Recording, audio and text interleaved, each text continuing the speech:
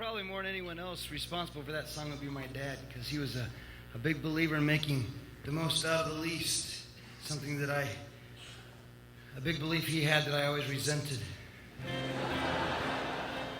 Because I always wanted to wait until everything was perfect before I did anything, and he never understood how important it was to have everything be perfect before you moved. And now that I've grown up, I can't remember what it was I was thinking about. We had a little farm not too far from here, and we lost a lot of money on a lot of crops. We were very good at losing money on crops.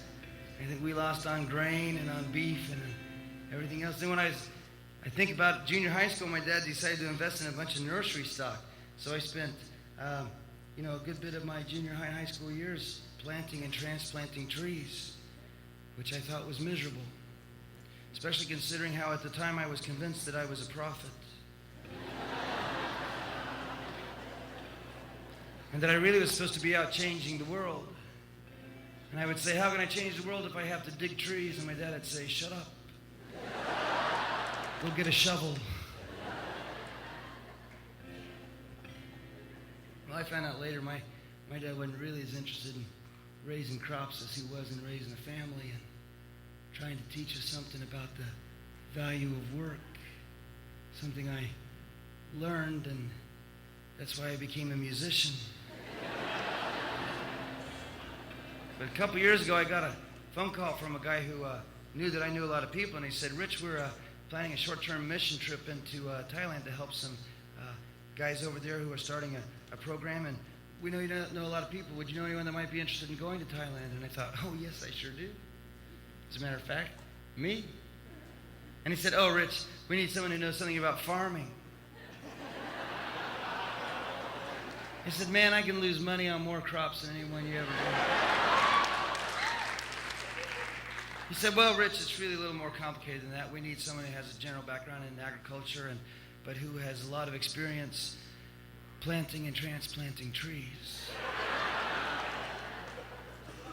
Now, you kids, some of you people are so worried about how are you going to do something great for God. Well, I'll tell you, forget it.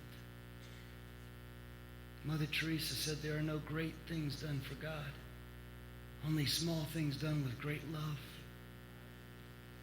So stop worrying about what you're going to do that God's going to be really knocked out by. Remember, he created the whole world in 6 days. You're going to have a rough time impressing him.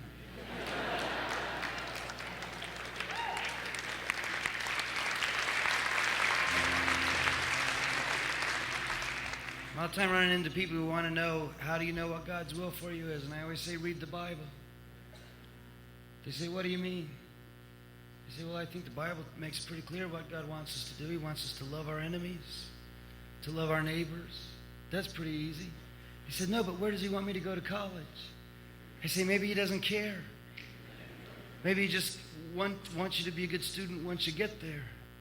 Remember, David didn't kill Goliath because he set out to slay giants. He killed Goliath because his dad sent him to take his brother's sandwiches. And Goliath got in the way.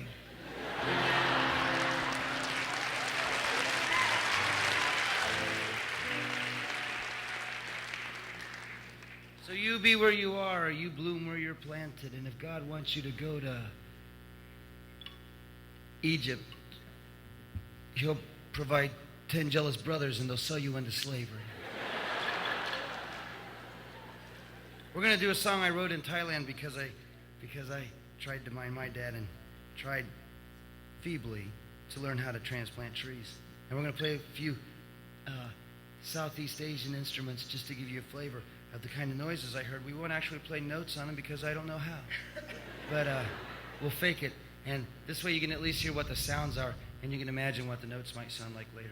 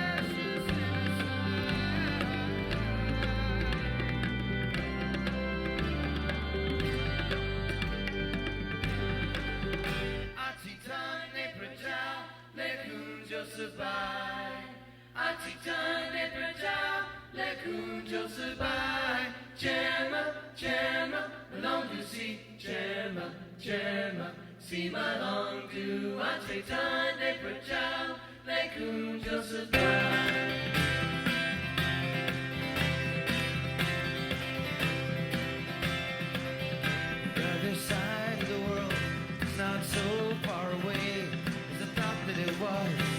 As I once thought it was so far away. The other side of the world is not so far away. The distance just dissolves into the love. Into the love.